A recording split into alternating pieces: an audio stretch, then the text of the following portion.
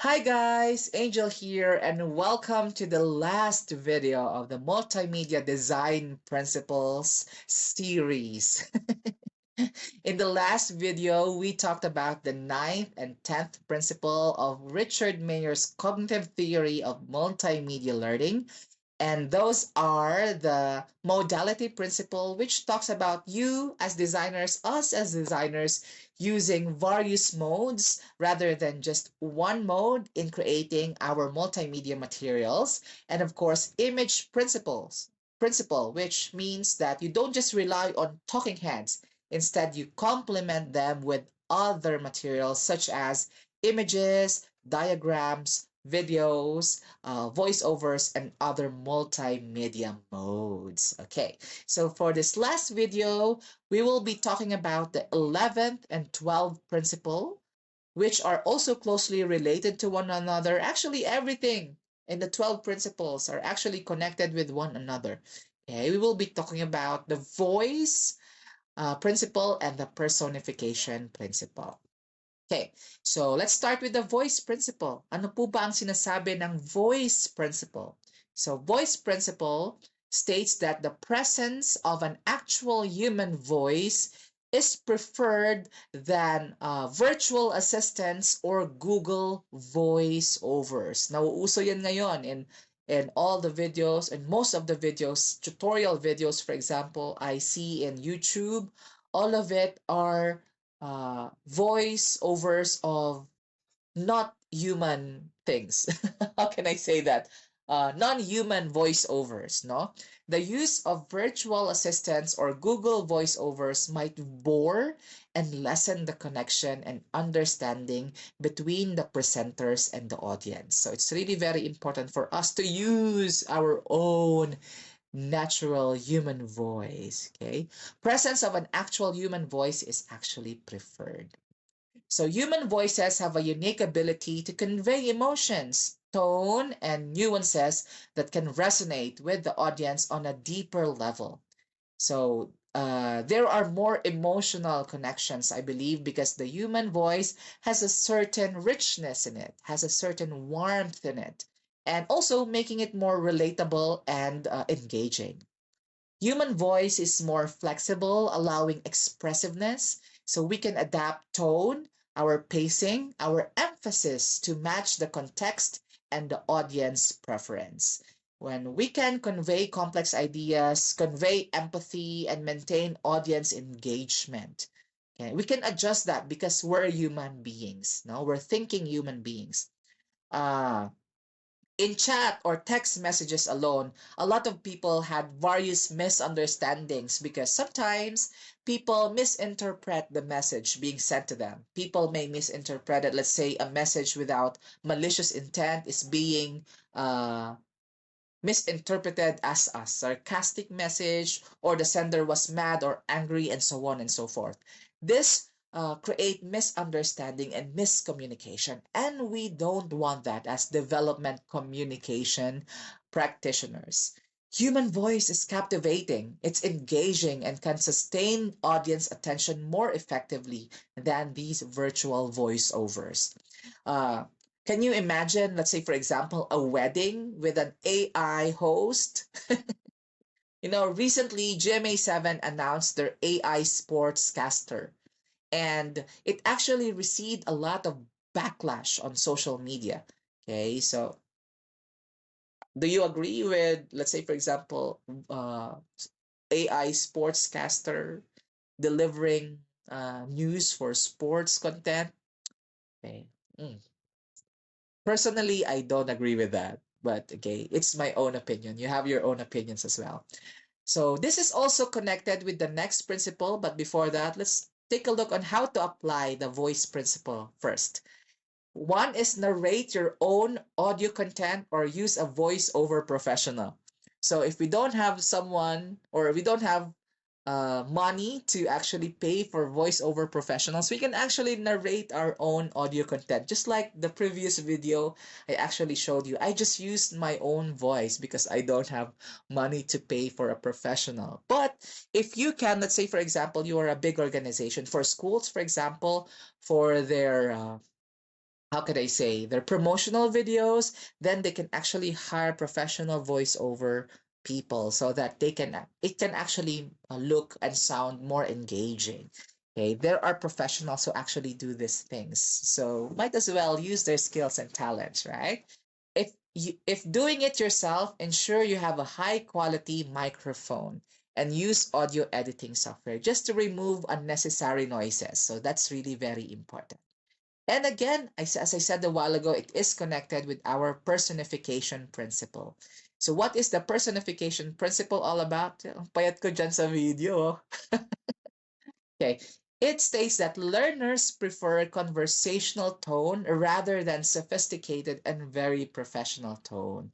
Of course, they want someone who can relate to them. If you make it too formal and the content is not looking for a formal style, of course, you need to make sure, just like what I mentioned in the last video, you need to uh, make sure that your voiceover is adaptable, okay, or is somewhat in harmony, okay, with the kind of material that you are actually making. But for me, personally, I prefer a more conversational tone. It's just like I'm speaking to a friend or a family member. That's how warm I like it to be. And of course, give a touch of your own personality to better have a connection with the learners. Don't fake it until you make it. Just make sure that you are relatable, okay, to your intended target audience. So it is true that we are now in the 21st century and the age of technology, as they say, but we should always remember, as mentioned last time, that technology is just a tool that we should use responsibly, that we should utilize responsibly. While we cannot deny the fact that we are currently in this age, the personification principle is crucial because we are humanizing technology. By incorporating human into multimedia materials, we can create a more intuitive, a more engaging and effective digital experience for people. Okay. Again, learners prefer conversational tone than a professional one because they can relate more to the person talking. Okay. So, before we end this series of multimedia design principles, I'd like to show some examples I created for my mom, who is a public school teacher. So this particular video is actually their national entry for a science competition. Okay, they already won the district and division round. They don't have regional competition. That's why it's going directly to national. So I hope you will learn something from this. Okay, aside from that, I will also be showing you a video which my students at St. Louis University, when I was still teaching there, created and was able to win the ABS-CBN Knowledge Channel documentary making. So I hope you will learn from this. Ang tunog ay hindi lamang bahagi ng ating pandinig. Ito rin ay may kakayahang magdulot ng kapayapaan at kasiyahan. Ito ang nagbibigay daan sa atin upang marinig ang mundo sa paligid natin. Nakakarinig tayo ng tunog dahil sa vibration na lumilikha ng sound waves.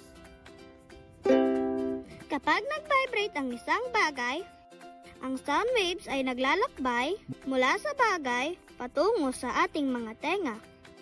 Ito ang tunog na ating naririnig. Ang lakas at hina ng tunog ay tinatawag nating volume. Ang pagtaas at pagbaba ng tunog ay tinatawag nating pitch. Ang pitch ay tinatawag din frequency. Kung mas mahaba ang wavelength ng frequency, mas mababa ang pitch. At kung mas maikli naman ang wavelength nito, ay mas mataas naman ng pitch. Kaya natin makita ang tunog? Ngayon araw, kasama ang aking mga kapag-aral, ay titignan ko anong hugis at anyo ng tunog. gamit ang isang experiment. Handa na ba kayo? Handa na! Gamit ang isang handmade sound visualizer na gawa sa lata, tubo, maliit na piraso ng salamin, speaker at laser. Ipapakita namin kung paano ang vibration ng sound wave ay makagawa ng magagandang pattern.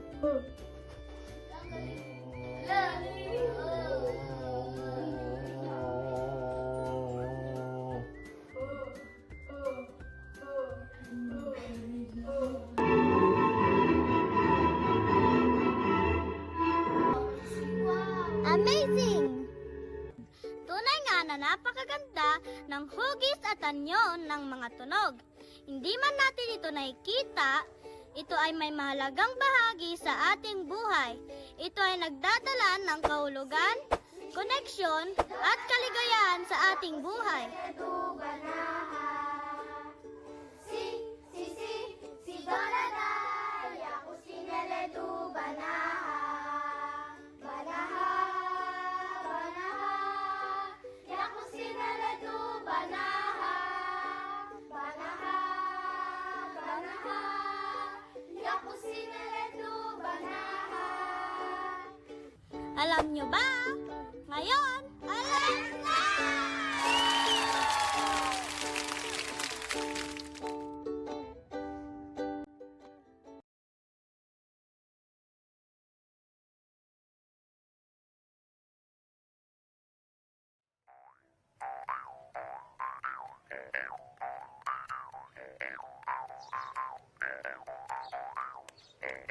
Sa bawat pagbisita natin sa Cordillera, tayo'y agad na sinasalubong ng magaganda at matatamis ng ngiti ng bawat mamamayan.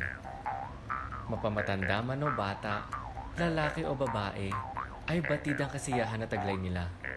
Pati na rin ang kanilang mayamang kultura ay ating masasaksihan at mararanasan. Sa malamig na klima ng Cordillera, marahil ang mabisang paraan na unang hahanap-hanapin natin ay ang mga pagkaing makakapagpainit ng ating katawan. Ngunit sa Cordillera, mayroong kakaibang pamamaraan ng ibang mamamayan upang mapunan ang malamig na klima. Ito'y makikita natin sa kanilang mga ngiti. Ngiting minsay kulay pula na resulta ng kanilang tinatawag na pagmamama.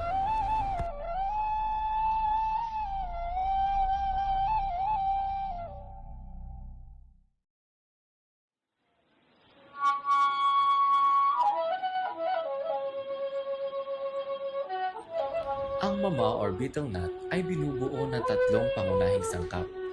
Ito ay ang gawed, buwa, at apog.